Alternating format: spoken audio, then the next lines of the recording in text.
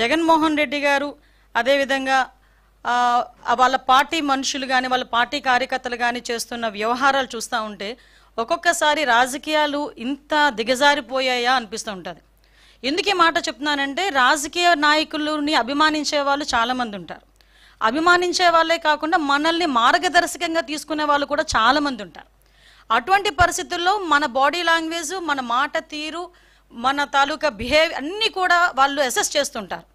అటువంటి సందర్భంలో ఈరోజు ఒక మానవత్వం లేకుండా కనీసం రాజకీయం అతని తాలూకా రాజకీయ ఉద్దేశాల ధ్యేయంగా హింసను ప్రేరేపించడమే కాకుండా హింసను చేస్తూ తిరిగి దాన్ని సమర్థించుకునే పరిస్థితులు కల్పిస్తున్నా ఉంటే ఒక్కసారి నాకు నిజంగా నేను ఒక రాజకీయ నాయకురాలుగా ఉండినందుకు కొంచెం నేను కూడా ఒక్కొక్కసారి ఇబ్బందులు పడాల్సిన అవసరం వస్తుంది.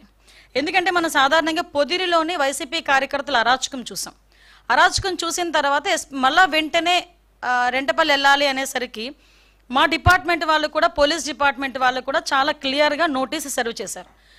జగన్మోహన్ రెడ్డి గారు మీ పర్యటనలో ఎంతమంది వస్తారు, ఎంతమందికి మేము చాలా చిన్న రోడ్ అది 10 ఫీట్ రోడ్ అది, ఆ 10 ఫీట్ రోడ్లోకి వెళ్ళేటప్పుడు ఎంతమంది వెళ్తారు, సో మీరు ఇంతమంది వరకు వస్తేనే మేము అలౌ చేస్తాం. మీ క్యాన్వాయ్తో పాటు ఒక 3 వెహికల్స్, వాటితో పాటు ఒక 100 మంది కార్యకర్తలు, వీళ్ళు వస్తేనే మేము అలౌ చేయగలం, వీళ్ళు వస్తేనే మేము ప్రొటెక్షన్ కూడా ఇవ్వగలము, కాబట్టి మీరు దీన్ని అర్థం చేసుకోండి అని చెప్పి అక్కడున్న ప్రతి నాయకుడికి కూడా నోటీసులు అనేవి సర్వ్ చేశారు, ఇన్ఫర్మేషన్ అనేది సర్వ్ చేశారు. ఆఫ్ కోర్స్ అయిపోయింది.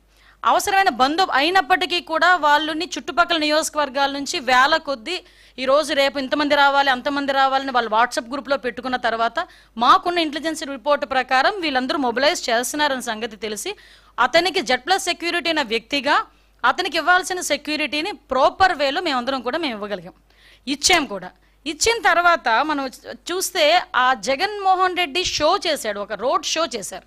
అతను వెళ్ళేదేమో ఒక పరామర్శకి వెళ్తున్న వ్యక్తి రోడ్ షో చేస్తున్నాడు. ఇంచుమించుగా అతని ఇంటి దగ్గర నుంచి తాడేపల్లిలో అతని ఇంటి దగ్గర నుంచి 10:30కి స్టార్ట్ అయిన వ్యక్తి సాయంత్రం 4 గంటలకి ఆ రెంటపల్లి వెళ్ళారంటే ఒకసారి ఆలోచన చేయండి, ఎంత స్లోగా మూవ్ అయ్యి ఎంత రోడ్ షో చేసుకుని ఆయన వెళ్ళారో ఒక్కసారి జనాలు కూడా అర్థం చేసుకోవాలి.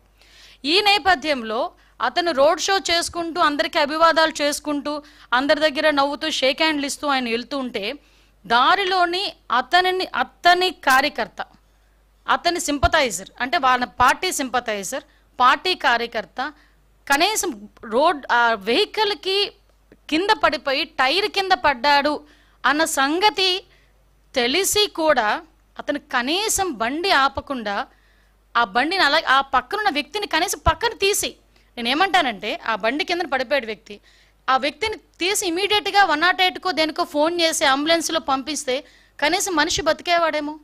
ఎంత అంటే దాన్ని ఏ పదాలు ఉపయోగించుకోవాలో కూడా అర్థం కావట్లేదండి.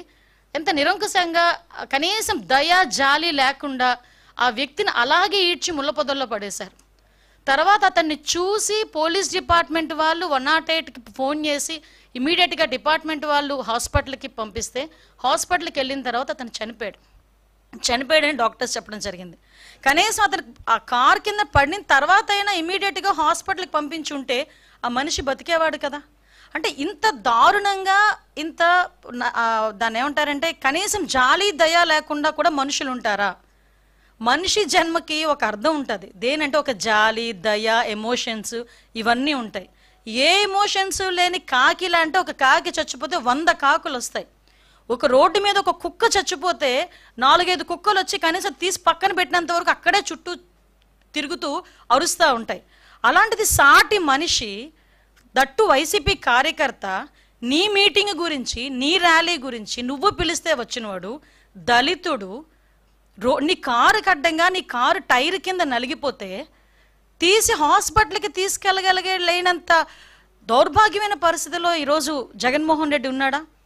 అంత నిర్దయగా జగన్మోహన్ రెడ్డి ఉన్నాడా? అంటే అతనికి జగన్మోహన్ రెడ్డి రాజకీయ లబ్ధి తప్పించి మనుషుల ప్రాణాలంటే లెక్కలేదా? ఇంత ఉన్మాద పరిస్థితిలో కూడా రాజకీయ నాయకులు ఉంటారా? నిజంగా నాకైతే చాలా ఆశ్చర్యం అనిపిస్తుందండి. ఇలాంటి సిచ్యువేషన్ నుంచి తన నిర్లక్ష్యంగా 2 చనిపోయారు. అతని నిర్లక్ష్య కారణంగా ఆ రోజు సింగయ్య మళ్ళీ ఇంకొక అబ్బాయి రెడ్డి 2 చనిపోయారు. 2 చనిపోయినా కూడా తన పర్యటన కొనసాగిస్తూనే ఉన్నాడు. విషయం ఏంటంటే ఇందులోని మనందరం కూడా ఆలోచించాల్సింది ఏంటంటే సంవత్సరం క్రితం బెట్టింగ్ ద్వారా డబ్బులు కోల్పోయి ఆత్మహత్య చేసుకున్న, ఇక్కడ మీరు అర్థం చేసుకోవాలి, సంవత్సరం క్రితం జూన్ 4th అతను ఆ బెట్టింగ్లో పోయి జూన్ 9వ తారీఖున ఎప్పుడో చనిపోయిన వ్యక్తి, 2024లో చనిపోయిన వ్యక్తికి సంవత్సరం తర్వాత పరామర్శ చేయటానికి ర్యాలీగా వెళ్తా ఉంటే మధ్యలో దారిలో 2 ప్రాణాలు పోతే ఆ 2 ప్రాణాల గురించి ఆలోచన చేయకుండా సంవత్సరం ముందు పోయిన ప్రాణం గురించి ఒక విగ్రహం కట్టించి ఆ విగ్రహానికి దండేయడానికి వెళ్ళాడంటే ఒక్కసారి ఆలోచించండి అతని తాలూకా నైజం ఎలాంటిదో. ఇదే సేమ్ పందాలో వాళ్ళ బాబాయ్ హత్య గురించి ఒకసారి మనం ఆలోచన చేసుకుంటే, గొడ్డలి వేటు గురించి ఒక్కసారి మనం ఆలోచన చేసుకుంటే పరిస్థితి ఏంటనేది ఆలోచించవచ్చు. కోడికత్తి డ్రామా, ఆ దళిత బిడ్డ ఈ రోజుకి కూడా ఆ స్త్రీని ఇప్పటికీ కూడా ఇబ్బందులు పడుతూనే ఉన్నాడు. గులకరాయి డ్రామా అంటే ఏదో రకంగా అంటే సీఎం కుర్చీలో కూర్చోవాలనే ధ్యాస తప్పించి మానవత్వం లేకుండా చేసే పరిస్థితి ఈరోజు మనందరికీ కూడా కనిపించే పరిస్థితి వస్తుంది. నేనేమంటానంటే అప్పటికీ కూడా ఇంకా సమర్థించుకోవడం ఎంత దారుణంగా సమర్థించుకుంటున్నాడంటే వాళ్ళ నాయకులందరూ బయటకు వచ్చి ఇదేదో మార్ఫింగ్ చేశారు, ఇలా చేశారు, అలా చేశారని క్లియర్గా వీడియోలో కనిపిస్తుంది. సింగయ్య అనే దళితుడు ఆ కారు కింద పడి నలగడం క్లియర్గా కనిపిస్తూ ఉంది. ఇటువంటి పరిస్థితుల్లో కూడా కనీసం ఆపకుండా వెళ్ళిపోయే పరిస్థితి కనిపించింది.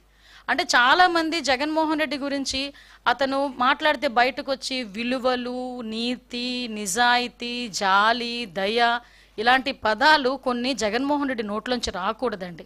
ఎందుకంటే ఈరోజు అటువంటి ఆ మాటలు మాట్లాడడానికి కూడా పూర్తిగా అర్హత లేనివాడు జగన్మోహన్ రెడ్డి. అటువంటి వ్యక్తి ఈరోజు పైగా దాన్ని సమర్థించుకోవడం ఏంటి? నిజంగా యాక్సిడెంటల్ పడ్డాడు అనుకుంటే వెంటనే బయటికి తీసి ఒక హాస్పిటల్కి పంపించుంటే ఒక నిండు ప్రాణం బతికేది. ఈరోజు ఆ కుటుంబానికి సింగాయిని తీసుకొచ్చి ఇవ్వలేడు కదా. ఆయనైతే చక్కగా ప్రయాణం అంతా చేసుకుని ఆ విగ్రహం ఆవిష్కరణ చేసుకుని మళ్ళీ ఇంటికి వచ్చి హ్యాపీగా కూర్చున్నాడు. 2 ప్రాణాలు పోయినాయి, ఆ 2 ప్రాణాలని తీసుకొచ్చి ఇచ్చేవాడు కాదు కదా. అంటే బయటకు వచ్చి ఒక అతను అంటాడు, ఎవడో మా కార్యకర్తే కదా చచ్చిపోయాడు. అరే మీ కార్యకర్త చచ్చిపోయిన మనిషి, అక్కడ మనిషి చనిపోయాడన్న సంగతి మీకు ఎందుకు గుర్తు రావట్లేదు? ఆ మనిషి చనిపోవడానికి కారణం ఆ నాయకుడే అన్న సంగతి ఎందుకు గుర్తు రావట్లేదు? మళ్ళా పైగా దాన్ని సమర్థించుకునే పరిస్థితి మనం అందరం కూడా చూస్తూ ఉంటే సమాజంలోని హింసను ప్రేరేపించే పరిస్థితి. ఎంత దారుణంగా హింసను ప్రేరేపిస్తున్నాడండి. అంటే ఒక నేరస్తు చాలా సందర్భాల్లో గౌరవ చంద్రబాబు నాయుడు గారు ఒక మాట అంటారు, సీఎం గారు ఒక మాట అంటారు, రాజకీయ ముసుగులో ఉన్న ఒక నేరస్తుడు. ఎస్, ఆ పదానికి ప్రాపర్ యాప్ట్ ఎవరంటే జగన్మోహన్ రెడ్డి. ఒక రాజకీయ నేపథ్యం ఉన్న వ్యక్తి రాజకీయ ముసుగులో ఉంటే ఎలాంటి అనర్థాలు దారితీస్తాయో ఇప్పుడు జగన్మోహన్ రెడ్డి పర్యటనలు కూడా అలాగే మనం చూస్తున్నాం. మీరు ఒకసారి అబ్జర్వ్ చేయండి, సత్యసాయి జిల్లాకి ఒక పరామర్శకి పోయాడు. ఆ రోజు అలాగే హెలికాప్టర్ దగ్గర రచ్చ చేశారు వైసీపీ కార్యకర్తలు.